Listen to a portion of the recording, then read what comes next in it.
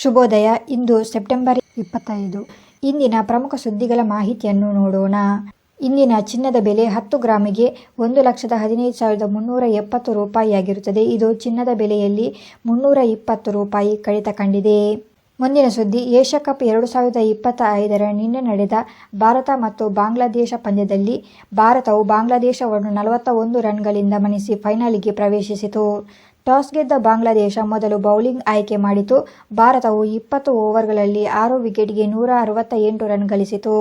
ಭಾರತದ ಪರವಾಗಿ ಅಭಿಷೇಕ್ ಶರ್ಮಾ ಅವರು 75 ರನ್ ಮಾಡಿದರು. ಬಾಂಗ್ಲಾದೇಶ 169 ರನ್ಗಳ ಗುರಿಯನ್ನು ಬೆನ್ನಟ್ಟಿ 19.3 ಓವರ್ಗಳಲ್ಲಿ 127ಕ್ಕೆ ಆಲ್ಔಟ್ ಆದರು. ಬಾಂಗ್ಲಾದೇಶದ ಪರ ಸೈಫ್ ಹಸನ್ ಅವರು 69 ರನ್ ಹೊರತುಪಡಿಸಿ ಇತರರು ವಿಫಲರಾದರು. ಭಾರತದ ಪರ ಬೌಲರ್ಸ್ಗಳಾದ ಕುಲ್ದೀಪ್ ಯಾದವ್ ಅವರು 18 ರನ್ ನೀಡಿ 3 ವಿಕೆಟ್ ಗಳಿಸಿದರು ಮತ್ತು ಬುಮ್ರಾ ಮತ್ತು ಚಕ್ರವರ್ತಿ ಅವರು ತಲಾ 2 ವಿಕೆಟ್ಗಳನ್ನು ಗಳಿಸಿರುತ್ತಾರೆ. ಕ್ರಿಕೆಟ್ಗೆ ಸಂಬಂಧಪಟ್ಟ ಇನ್ನೊಂದು ಮಾಹಿತಿ. ಭಾರತೀಯ ವೇಗದ ಬೌಲರ್ ಇಶಾಂತ್ ಶರ್ಮಾ MS ಧೋನಿ ಮತ್ತು ವಿರಾಟ್ ಕೊಹ್ಲಿ ಅವರ ನಾಯಕತ್ವದ ಶೈಲಿಯ ವ್ಯತ್ಯಾಸವನ್ನು ಹಂಚಿಕೊಂಡಿದ್ದಾರೆ. ಧೋನಿ ಯಾವಾಗಲೂ ಪಂದ್ಯದ ಪರಿಸ್ಥಿತಿಯನ್ನು ನೋಡಿ ತಕ್ಷಣ ತೀರ್ಮಾನ ತೆಗೆದುಕೊಳ್ಳುತ್ತಿದ್ದರು. ಆದರೆ ಕೊಹ್ಲಿ ಮೊದಲೇ ಸ್ಪಷ್ಟ ಪ್ಲಾನ್ ಮಾಡಿಕೊಂಡು ಅದನ್ನೇ ಅನುಸರಿಸುವುದರಲ್ಲಿ ಹೆಚ್ಚು ನಂಬಿಕೆ ಇಡುತ್ತಿದ್ದರು ಎಂದು ಇಶಾಂತ್ ಅವರು ತಿಳಿಸಿದ್ದಾರೆ. ಅವರು 2013ರಲ್ಲಿ ಚಾಂಪಿಯನ್ಶಿಪ್ ಟ್ರೋಫಿ ಫೈನಲ್ಸ್ ಸಂದರ್ಭ ನೆನೆಸಿಕೊಂಡಿದ್ದಾರೆ. ಧೋನಿ ತಂಡಕ್ಕೆ ಹೇಳಿದ ಮಾತನ್ನು ಹಂಚಿಕೊಂಡಿದ್ದಾರೆ. ಧೋನಿ ಅವರು, ದೇವರು ಬರುತ್ತಾನೆ ಎಂದು ನಿರೀಕ್ಷಿಸಬೇಡಿ, ನಾವು ಸ್ವಂತ ಮಾಡಬೇಕು ಎಂದು ಆ ಪಂದ್ಯದಲ್ಲಿ ಹಂಚಿಕೊಂಡಿದ್ದರು. ಇಶಾಂತ್ ಅವರ ಪ್ರಕಾರ ಇಬ್ಬರು ವಿಭಿನ್ನ ಶೈಲಿಯ ನಾಯಕರು, ಆದರೆ ತಂಡಕ್ಕೆ ಸ್ಫೂರ್ತಿ ತುಂಬುವಲ್ಲಿ ಯಶಸ್ವಿಯಾಗಿದ್ದಾರೆ ಎಂದು ತಿಳಿಸಿದ್ದಾರೆ. ಮುಂದಿನ ಸುದ್ದಿ. ಜಮ್ಮು ಮತ್ತು ಕಾಶ್ಮೀರದ ಪೊಲೀಸರು ಸೆಪ್ಟೆಂಬರ್ 24ರಂದು ಕುಲ್ಗಾಮ್ನಲ್ಲಿ 26 ವರ್ಷದ ಮೊಹಮ್ಮದ್ ಯೂಸುಫ್ ಕಟಾರಿಯನ್ನು ಬಂಧಿಸಿದ್ದಾರೆ. ಇದು ಪಹಲ್ಗಾಮ್ ಅಟ್ಯಾಕ್ಗೆ ಕಾರಣರಾದ ಒಬ್ಬ ಭಯೋತ್ಪಾದಕ ಎಂದು ತಿಳಿಸಲಾಗಿದೆ.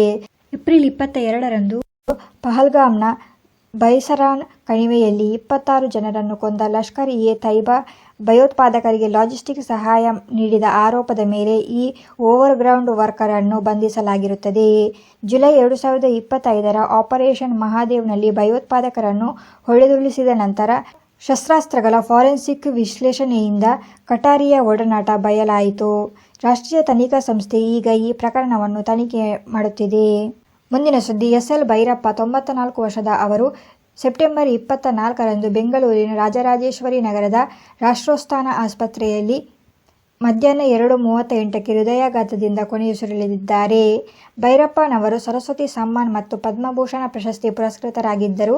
ವಯೋಸಹಜ ಕಾಯಿಲೆಗಳು ಮತ್ತು ಮೆದುಳಿನ ಸಮಸ್ಯೆಗಳಿಂದ ಬಳಲುತ್ತಿದ್ದ ಅವರು ಸೆಪ್ಟೆಂಬರ್ 24ರಂದು ಆಸ್ಪತ್ರೆಯಲ್ಲಿ ಕೊನೆಯುಸಿರೆಳೆದಿದ್ದಾರೆ.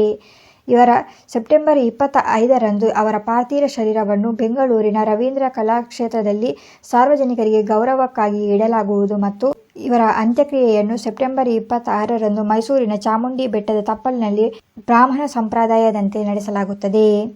ಇದಕ್ಕೆ ಮುಖ್ಯಮಂತ್ರಿ ಸಿದ್ದರಾಮಯ್ಯನವರು ಸಂತಾಪವನ್ನು ತಿಳಿಸಿದ್ದಾರೆ. ಹಿರಿಯ ಕನ್ನಡ ಸಾಹಿತಿ SL ಭೈರಪ್ಪನವರ ನಿಧನದ ಸುದ್ದಿಯು ದುಃಖ ತಂದಿದೆ. ಅವರ ಆತ್ಮೀಯ ಮತ್ತು ಆಕರ್ಷಕ ಬದಲಾವಣೆಯಿಂದ ಅಪಾರ ಓದುಗರನ್ನು ಗಳಿಸಿದರು. ಅವರ ನಿಧನದಿಂದ ಸಾಹಿತ್ಯ ಲೋಕ ಬಡವಾಯಿತು ಎಂದು ಎಕ್ಸ್ನಲ್ಲಿ ಮುಖ್ಯಮಂತ್ರಿ ಸಿದ್ದರಾಮಯ್ಯನವರು ಸಂತಾಪವನ್ನು ತಿಳಿಸಿದ್ದಾರೆ. ಮುಂದಿನ ಸುದ್ದಿ. ಲೇಹ್ ಲಡಾಖ್ನಲ್ಲಿ ರಾಜ್ಯ ಸ್ಥಾನಮಾನ ಮತ್ತು 6ನೇ ಶೆಡ್ಯೂಲ್ಗೆ ಸೇರ್ಪಡೆಗೆ ಆಗ್ರಹಿಸಿ ನಡೆದ ಪ್ರತಿಭಟನೆ ಹಿಂಸಾತ್ಮಕವಾಗಿ ಬದಲಾಗಿದೆ. ಸೆಪ್ಟೆಂಬರ್ 24ರಂದು ಲೇಹ್ನಲ್ಲಿ ಲಡಾಖ್ ಒಕ್ಕೂಟ ಪ್ರದೇಶದಲ್ಲಿ ನಡೆದ ಘರ್ಷಣೆಯಲ್ಲಿ 4 ಜನರು ಸಾವನ್ನಪ್ಪಿದ್ದಾರೆ ಮತ್ತು 30ಕ್ಕೂ ಹೆಚ್ಚು ಜನರು ಗಾಯಗೊಂಡಿದ್ದಾರೆ.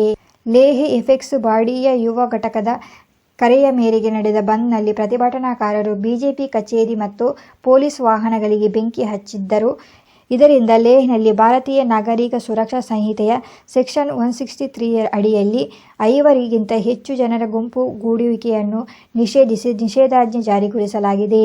ಸೋನಮ್ ವಾಂಗ್ಚುಕ್ ಅವರು ತಮ್ಮ 15 ದಿನಗಳ ಉಪವಾಸವನ್ನು ಇಲ್ಲಿ ಕೊನೆಗೊಳಿಸಿದ್ದಾರೆ. ಭಾರತೀಯ ವಾಯುಸೇನೆಯ ಮುಖ್ಯಸ್ಥ air chief marshal AP Singh ಅವರು ಸೆಪ್ಟೆಂಬರ್ 26ರಂದು ಚಂಡೀಗಢದಲ್ಲಿ MiG-21 ಬೈಸನ್ನ ಅಂತಿಮ ಯಾನವನ್ನು ಬಾದಲ್ 3 ಕಾಲ್ ಸೈನ್ನೊಂದಿಗೆ ನಡೆಸಲಿದ್ದಾರೆ. 62 ವರ್ಷಗಳ ಸೇವೆಯ ನಂತರ ಈ ಐಕಾನಿಕ್ ಯುದ್ಧ ವಿಮಾನವು ನಿವೃತ್ತಿಯಾಗುತ್ತಿದೆ. 1963ರಲ್ಲಿ ಪರಿಚಯಗೊಂಡ MiG-21 ಭಾರತದ ಮೊದಲ ಸೂಪರ್ಸಾನಿಕ್ ಯುದ್ಧ ವಿಮಾನವಾಗಿತ್ತು. ಈ ಫ್ಲೈಪಾಸ್ಟ್ನಲ್ಲಿ 6 ವಿಮಾನಗಳು ಬಾದಲ್ ಮತ್ತು ಪ್ಯಾಂಥರ್ ರಚನೆಯಲ್ಲಿ ಭಾಗವಹಿಸಲಿದೆ. ಮುಂದಿನ ಸುದ್ದಿ. ಕಿರಣ್ ಮಜುಂದಾರ್ ಶಾ ಬಯೋಕಾನ್ ಸಂಸ್ಥಾಪಕಿ ಬೆಂಗಳೂರಿನ ಕಸ ವ್ಯವಸ್ಥಾಪನೆ ವೈಫಲ್ಯದ ಬಗ್ಗೆ ಸೆಪ್ಟೆಂಬರ್ 23ರಂದು ಎಕ್ಸ್ನಲ್ಲಿ ಪೋಸ್ಟ್ ಮಾಡಿ ಗ್ರೇಟರ್ ಬೆಂಗಳೂರು ಅಥಾರಿಟಿ ಮತ್ತು ಬಿಬಿಎಂಪಿಯನ್ನು ಟೀಕಿಸಿದ್ದಾರೆ.